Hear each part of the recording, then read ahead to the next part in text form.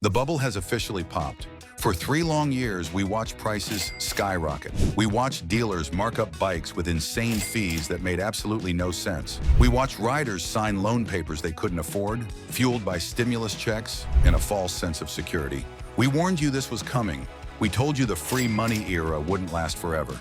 Now the music has stopped, the lights have turned on, and the industry is facing a financial bloodbath unlike anything we have seen since 2008. Do not buy a motorcycle until you see who is sinking. Let's go. Number 12, Energica. We start our countdown with the canary in the coal mine, the first major casualty that signaled the beginning of the end. Energica was supposed to be the Ferrari of electric motorcycles. They had the pedigree. They built the Moto E race bikes for the premier class. They had the performance, the Italian style, and the technology that promised to revolutionize the industry. But in a market crash, premium electric toys are the very first things to get cut from the household budget. The situation is catastrophic. In late 2025, Energica filed for bankruptcy liquidation. This wasn't just a restructuring, it was a collapse. The board of directors threw in the towel and slashed 70% of their workforce overnight. Why did this happen? Because the market for $30,000 electric sport bikes evaporated the moment interest rates climbed. When money costs money, nobody wants to finance a toy with a limited range and a depreciating battery. The warranty is worthless, and when the battery eventually dies, the bike dies with it. This is the warning shot for the entire industry, proving that cool technology is not enough to save a company when the economy tightens and riders go back to basics. But if you think the electric market is the only one suffering, you are wrong. We are about to look at a Japanese giant that fell asleep at the wheel and is waking up to a sales nightmare. Number 11, Suzuki. Suzuki has survived for decades by doing one thing: nothing. They keep building the same bikes with the same engines year after year. For a long time, this strategy of if it ain't broke, don't fix it worked beautifully. It was all about bold new graphics and bulletproof reliability. But in 2026, the market has rejected stagnation, and Suzuki is paying the price for their lack of innovation.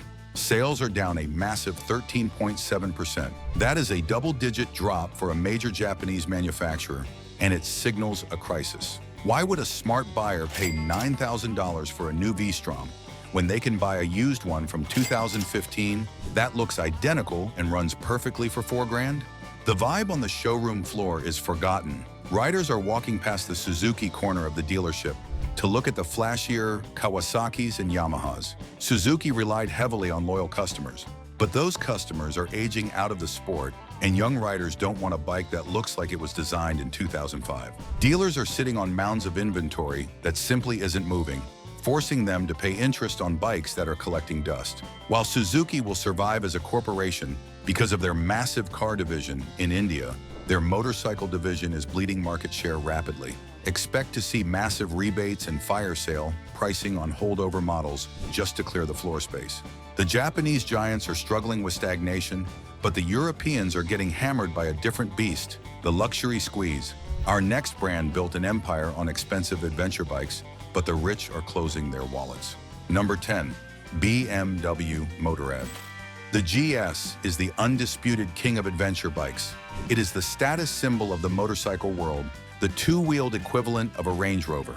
But when interest rates hover around 8 or 9%, financing a $30,000 motorcycle becomes financial suicide, even for the upper middle class. BMW is feeling the pain of the luxury recession more than anyone else. Sales have dropped 10.8% globally. This is shocking for a brand that has seen almost uninterrupted growth for a decade. The issue is purely economic. The core BMW customer is usually wealthy, but even the wealthy are pulling back on discretionary toys as their portfolios take a hit and the cost of living rises. Dealerships are reporting a disturbing trend. The dentists and lawyers aren't upgrading this year. Usually, BMW relies on a 3-year upgrade cycle where owners trade in their old bike for the new model. That cycle has broken. The trade-in values for older GS models have plummeted because the market is saturated with used ones, meaning owners are underwater on their loans and can't afford to trade up. This kills the new sales volume instantly. The showroom floors are quiet. The days of pre-ordering a GS and waiting 6 months are over. You can walk in and buy one today, and the dealer might actually thank you. They are heavy on inventory of the big touring bikes, the K16s and the R18 Cruisers, which are effectively gathering dust and costing dealers thousands in floor plan interest. If you are seeing these insane prices at your local dealership and refusing to buy, smash that like button. Let the manufacturers know that we are done overpaying for toys. BMW is hurting, but our next brand is the fallen leader. They used to be the #1 motorcycle manufacturer in America, but they got complacent, and now they are paying the ultimate price. Number 9. Honda. The biggest motorcycle company in the world is not immune to the crash. In fact, they are one of the biggest losers in the American market right now. Honda has officially lost the #1 sales spot to Kawasaki in several key segments, and that stings the pride of the Big Red Wing. Sales are down 8%. You might think 8% isn't that bad, but for a company the size of Honda that represents thousands of units sitting unsold, they lost leadership because they couldn't deliver the bikes people actually wanted at the right price. They focused heavily on small displacement bikes like the Navy and the Trail 125, which are low-margin toys, while Kawasaki stole the high-margin sport and cruiser segments with the Ninja and Eliminator series. Furthermore, the Africa Twin has become too expensive. IT used to be the budget adventure bike compared to the Europeans. Now it costs as much as a KTM, and buyers are rejecting it. The reality on the floor is chaotic. The inventory mix is completely wrong. Dealers have too many weird mini motos that were popular during the pandemic, but are now dead weight. They don't have enough affordable, mid-sized street bikes that can compete with the competition. It feels like Honda lost its way and is playing catch-up. The dealers are frustrated because they are losing customers to the green team, Kawasaki, who are offering better financing and fresher models. Honda is actively forcing inventory onto dealers to keep their factory numbers up, which is a classic sign of a crash. Honda is slipping, but our next brand is a SPAC-funded disaster that is burning cash faster than a tire fire at a scrapyard. Number 8. Livewire. Remember when Harley-Davidson spun off their electric division into its own company? They called it Livewire, took it public via SPAC, and promised to revolutionize the industry with an all-electric future. Well, the revolution has been canceled due to lack of interest, and the stock price has effectively collapsed. Livewire is burning through cash reserves with almost zero revenue growth. They are selling a handful of bikes per quarter, numbers so low they are almost a rounding error. This 2 Del Mar was supposed to be the affordable mass-market bike that saved the company, but at $15,000, it is still too expensive for young riders, and old Harley riders want nothing to do with it. The disconnect between the product and the customer is absolute. Livewire bikes are essentially decorations in Harley-Davidson dealerships. Most sales staff don't even know how to sell them, and they don't want to. They sit uncharged in the corner, gathering dust while the sales team pushes road glides. Expect massive depreciation. If you are crazy enough to buy a new Livewire today, you will lose 50% of its value the moment you roll it out the door. It is one of the most dangerous places to put your money in 2026 because the company might not exist to honor the warranty in 2027. The electric dream is turning into a nightmare, and it's not just Livewire. The pioneer of the electric industry is also on the ropes and running out of time. Number 7. Zero Motorcycles. Zero has been in the game longer than anyone. They survived the early days. They built a brand, but they might not survive the crash of 2026. While they haven't gone bankrupt like Energica yet, the warning signs are flashing red and the investors are getting nervous. They simply cannot move volume. Global sales are declining despite the launch of new models. They are stuck in a niche that is shrinking rapidly. The early adopters, the tech guys who wanted the latest gadget, already bought electric bikes 3 years ago. The mass market isn't interested because gas bikes are cheaper, lighter, and go further. Zero is forced to raise capital constantly just to stay afloat, relying on venture capital rather than profit from sales. Dealers are dropping the brand left and right. A dealership pays interest on every bike sitting on the floor. When a Zero sits for 12 months without selling, it costs the dealer massive amounts of money. They are cutting their losses, selling off their demo bikes, and refusing to order new stock. It feels like the end of an era. Zero makes a good product, but the economics don't work in a recession. I have a question for you. Would you risk buying an electric motorcycle if you knew the company might go bankrupt next year? Let me know if the risk is worth the silence in the comments. We are moving into the heavyweight failures. This next brand is Italian, beautiful, and getting absolutely crushed by the financing crisis. Number 6. Ducati. Ducati had record years recently. They won Moto GP, They won World Superbike. They were on top of the world, but gravity comes for everyone, especially those at the top. Ducati is a luxury lifestyle brand, and luxury is the first thing to go when the economy tanks and credit tightens. The parent company, Volkswagen Group, is in aggressive cost-cutting mode, and there are constant rumors of a sell-off. But the real issue for the buyer is the monthly payment. A Panigale V4 is practically a mortgage payment. With interest rates up, the monthly payment on a Ducati has jumped by hundreds of dollars compared to 2 years ago. Riders who could just afford one in 2023 can no longer qualify for the loan in 2026. The entry-level scramblers aren't selling because the young demographic they target is broke. The high-end superbikes are sitting because the collectors are nervous about the economy. The middle class of Ducati buyers has evaporated. It is tense. Dealers are being pressured to maintain a premium image while desperation sets in. Ducati is struggling, but our next brand is a British icon that tried to move up market and walk straight into a logistics wall. Number 5, Triumph. Triumph tried to do it all. They launched motocross bikes to fight KTM. They launched small singles in India to fight Royal Enfield. They pushed their Bonneville line upmarket to fight BMW. But in 2026, they are getting squeezed from both sides and the cracks are showing.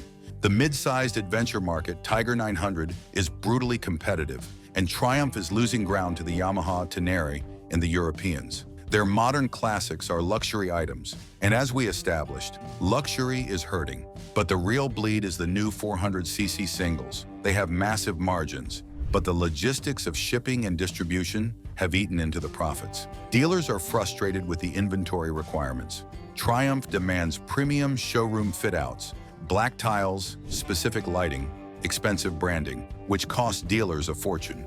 With sales slowing, dealers are rebelling against these corporate demands. It feels like they expanded too fast. They launched too many models in too short a time, and now the support network is buckling under the weight. Riders are complaining about parts availability and service. Wait times. Triumph is privately owned, so we don't see their stock price, but the aggressive sales promotions tell the story. You will see free panniers and low financing offers everywhere. They are desperate to move the Tigers before the new year models arrive. The British are in trouble, but the Chinese imports are facing a geopolitical nightmare that could wipe them out completely. Number 4, CF Moto. CF Moto was the darling of the industry for the last 2 years. They offered KTM technology for half the price. They were growing exponentially, but in 2026, the geopolitical walls are closing in, and the cheap speed advantage is disappearing. Tariffs are the killer. The new trade wars have slapped massive tariffs on Chinese imports. Suddenly, the cheap CF Moto isn't so cheap anymore. The price advantage has eroded, bringing them dangerously close to Japanese pricing. If a CF Moto costs the same as a Honda, nobody buys the CF Moto. Furthermore, KTM, their partner, is in a massive financial crisis and has ended distribution deals in Europe. CF Moto is being left stranded without a distribution network in key markets, meaning they have to build their own logistics from scratch instantly. Parts availability is the killer on the showroom floor. With trade routes disrupted and partnerships dissolving, getting a replacement radiator or ECU for a CF Moto has become a months-long ordeal. Riders are scared to buy a bike they can't fix. The deal is gone. Riders are realizing that resale value on these bikes is practically zero. Dealers who took a chance on the brand are now trying to dump the inventory before the next round of tariffs hits. This is an existential crisis for the brand in the West. They might be forced to pull back to the Asian markets entirely. Buying one now is a massive gamble on future support. We are entering the top 3. These are the catastrophic failures, the brands that are shaking the very foundations of the industry. If you want to stay ahead of the crash, make sure you subscribe right now. Number 3, Indian motorcycle, Polaris. Indian makes incredible bikes. The Challenger and the Scout are fantastic machines that often outperform their Harley counterparts. But the parent company, Polaris, is in trouble, and that drags Indian down with it into the abyss. Uncertainty is the enemy of sales. There are loud, persistent rumors that Polaris wants to sell or spin off Indian Motorcycle to stop the bleeding on their balance sheet. Their stock has taken a beating. They are cutting costs everywhere. When a parent company struggles, R&D budgets get slashed, marketing gets slashed, new models get canceled. Sales are down, although they are gaining market share slightly against Harley, only because Harley is crashing harder. But the Polaris slump affects dealer confidence significantly. Dealers usually sell ATVs and snowmobiles alongside the bikes. When the off-road market crashed earlier this year, those dealers started hurting bad. They don't have the cash flow to support the motorcycle inventory.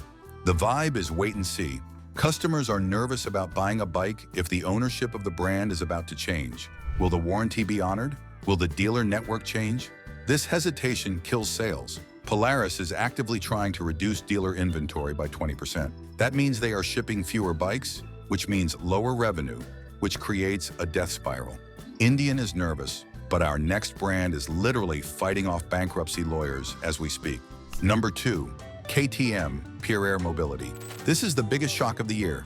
KTM, the ready-to-race giant that owns Husqvarna and Gasgas, is insolvent. They have entered self-administration to restructure their massive debts. This is a complete collapse of a European giant. They have 260,000 unsold motorcycles sitting in warehouses and dealerships around the world. Let me repeat that, 260,000. That is more than a year's worth of sales sitting stagnant.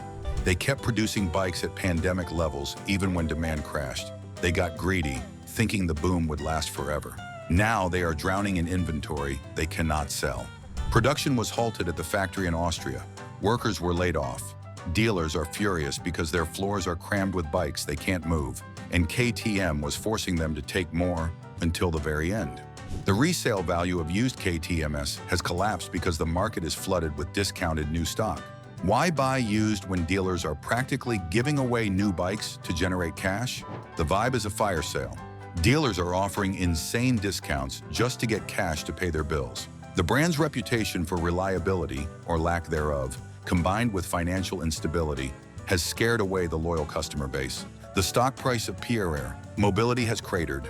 They are being bailed out by Bajaj and Red Bull, but the company will look very different in the future. They are cutting models, cutting racing budgets, and cutting staff. It is a full-blown crisis. But if you think KTM is bad, our number 1 spot is the face of the American motorcycle crash.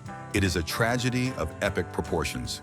Number 1, Harley-Davidson, the repo king, the icon, the legend, and now the biggest loser of the 2026 crash. Harley-Davidson is facing a perfect storm that threatens to break the company's dominance forever. Sales are down 22%. Their market share has dropped below historic lows, but the real killer is the repossessions. Harley runs its own bank called HD Financial Services. During the boom years, they lent money to anyone with a pulse to keep sales numbers high. Now those loans are going bad. The delinquency rate on Harley loans is skyrocketing. The used market is being flooded with repossessed road glides and street glides. This creates a doom loop. Harley dealers are trying to sell new bikes for $30,000, but the bank is auctioning off slightly used, repossessed bikes for $15,000. The dealers cannot compete with the repos. Dealers are dumping bikes. We are seeing brand new 2025 and 2026 models being advertised for thousands under MSRP, but they still sit. The core customer, the baby boomer, is aging out of riding, and the younger generation cannot afford a $30,000 motorcycle at 9% interest. The vibe is depressing. The dealerships are empty. The lifestyle branding isn't working anymore. The attempt to pivot to electric, Livewire, failed. The attempt to pivot to adventure, Pan America, has stalled. They are retreating to their core cruisers, but nobody is buying them.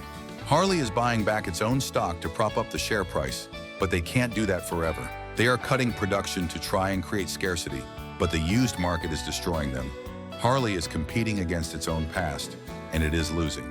Click on the next video if you can't get enough of freedom on 2 wheels. Like this video to favor us with the algorithm, and don't forget to join our tribe. Vroom, vroom, subscribe.